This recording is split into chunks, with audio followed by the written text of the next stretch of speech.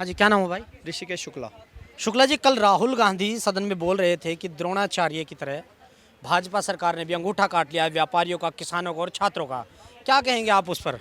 देखो, भाजपा सरकार ने अगर अंगूठा किसी का काटा है तो वो जो राहुल गांधी और कांग्रेस पार्टी है उनके जो बहुत सारे बाप हैं उनका काटा है। फिर चाहे वो जॉर्ज सोरस हो, चाहे बीबीसी हो, चाहे हिंडनबर्ग हो, चाहे ग्रेटा थनबर्ग हो, चाहे न्यूज़ क्लिक हो, चाहे शी जिनपिंग हो, इन्हीं लोगों का अंगूठा काटा है बीजेपी ने। अब इन्हीं लोगों से राहुल गांधी जी को फंडिंग आती थी, राहुल गांधी जी की पार्टी चलती थी। अब नेशनल हेराल्ड जो राहुल गांधी जी की कंपनी थी उससे पार्टी चलती थी, वो सारी चीज़ें बीजेपी ने बंद कर दी। तो राहुल गांधी जी को दुख हो रहा है, तो मैं बोलूँगा भैया ऐसा दुख आपको 2047 तक होगा। थोड़ा थोड़ा करके रोइए, आपको रोने के लिए बहुत समय मिलेगा। थोड़ा थोड़ा करके रोइए। और जो अभी जनता रो रही है, राहुल गांधी आरोप लगा रहे हैं जैसा कि भाजपा पर जनता रो रही है। नीट की इस पेपर लीक होते हैं, 70 से ज़्यादा परीक्षाएं लीक भाजपा ने कराए हैं। राहुल गांधी सीधा सीधा बोल रहे हैं भाजपा के राज में 70 से ज़्यादा परीक्षाएं लीक होती है। अग्निवीर की योजना ला के युवाओं का जो है अंगूठा काट लिया जाता है। अच्छा, मुझे आप एक बात बताइए, ये पेपर लीक आज होना शुरू हुआ है क्या? मैं जब से पढ़ने लिखने लायक हुआ तब से सुन रहा हूँ पेपर लीकें हो रही हैं। अब रही बात ये जो अग्निवीर वाली योजना है, तो भैया अगर 70,000 वैकेंसी निकलती है तो उसमें 2 लाख अग्निवीर जाते हैं भर्ती होने के लिए। तो अगर इतनी ही दिक्कत होती तो लोग जाते ही नहीं। कुछ भी राहुल गांधी जी को कुछ पता है नहीं, बस उल जलूल बात जो इनका स्क्रिप्ट राइटर लिख के दे देता है, फर्जी फर्जी बातें या कि फर्जी फर्जी बातें बोलते हैं। राहुल गांधी जी, आप सिर्फ संसद में आइए, चुम्मा दीजिए, आंख मारिए, गले लगिए, उसके बाद लास्ट में जब कुछ ना बचे तो संविधान हिलाइए। इसके अलावा राहुल गांधी जी का संसद में और हमारे भारत की राजनीति में कोई योगदान नहीं है। अरे नेता हैं विपक्ष के, जो बातें उठाते हैं पीछे से आपने सुना नहीं कभी? राहुल गांधी जिस टाइम बोलते हैं कैसे शेर शेर की आवाज आती है। भाजपा घबराई हुई है आजकल राहुल गांधी से।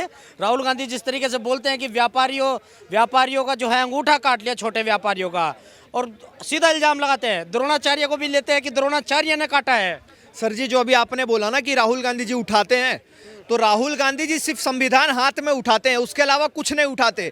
दूसरी बात आपने जो कही ना, शेर शेर के नारे लगते हैं, वो शेर शेर के क्या लगते हैं पता है? सबको पता होता है कि अब राहुल गांधी जी का मीम बनेगा और सब फिर वो कोड वर्ड में बातें चलती है कि मीम बनने वाला है, फटाफट शेर शेर शेर।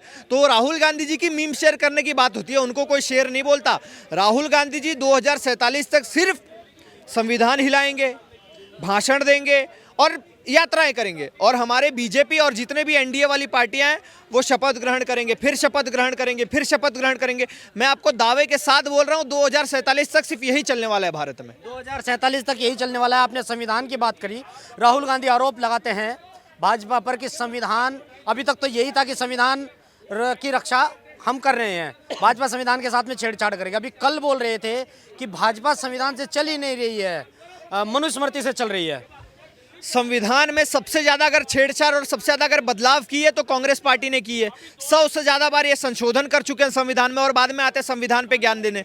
सेक्युलर शब्द इन्होंने जोड़ा, वक्फ बोर्ड इन्होंने जोड़ा, प्लेसेस ऑफ वर्शिप एक्ट इन्होंने जोड़ा, कम्युनल लॉ बिल इन्होंने लाया, हज पे सब्सिडी और दुनिया भर की चीज़ें इन्होंने दी। अगर भैया संविधान इतना ही चलना होता, अलीगढ़ मुस्लिम यूनिवर्सिटी में वो है नहीं है, कोई भी उनको नहीं मिलता जाति के नाम पे रिजर्वेशन।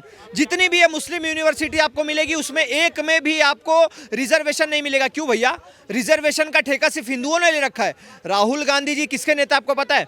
आतंकवादियों के नेता है, पाकिस्तान के नेता हैं, उसके बाद चाइना के नेता है। यहाँ पे जितने भी उग्रवादी लोग हैं जो पत्थरबाज और ये जितना भी आतंकवाद करते हैं उनके नेता है। राहुल गांधी जी विपक्ष के नेता हैं। राहुल गांधी जी जॉर्ज सोरस के नेता हैं। जो जॉर्ज सोरस का आइडिया है, प्रोपोगेंडा है, वो भारत में फैलाते हैं। राहुल गांधी जी हमारे भारतीय के नेता नहीं है, मैं तो उनको अपना नेता नहीं मानता। राहुल गांधी जी इस भारत पे सबसे बड़ा कलंक है, इस भारत के सबसे बड़े देशद्रोही हैं। राहुल गांधी पे आपने कलंक लगा दिया है कि राहुल गांधी कलंक है, आपने बोला।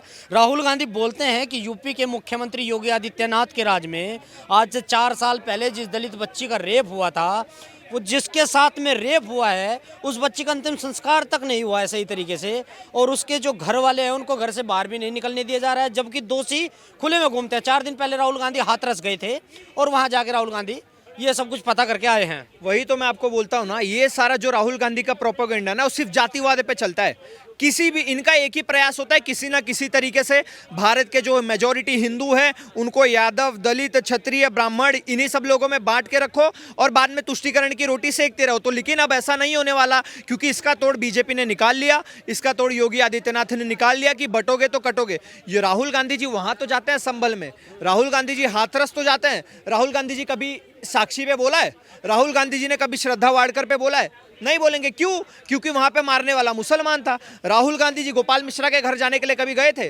नहीं, क्योंकि वहां पे विक्टिम हिंदू ब्राह्मण था। लेकिन अगर यही कोई मुसलमान होता, जैसे संभल में लोग मारे गए, राहुल गांधी जी सबसे पहले वहां जाएंगे।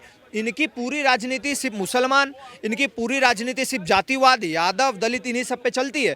ये सब चीज़ों को हटा दे तो मैं दावे के साथ बोल सकता हूँ राहुल गांधी जी राजनीति में एक भी उपलब्धि नहीं गिना सकते अपनी। राहुल गांधी राजनीति में एक भी उपलब्धि नहीं करा सकते और आपका कहना है कि मुस्लिम तुष्टीकरण पे चल रहे हैं राहुल गांधी। अभी अगर प्रियंका गांधी की आज बात करें तो आज प्रियंका गांधी संसद में पहुंची थी और जिस पे एक बैग ले रखा था जिस पे फिलिस्तीन लिखा हुआ था।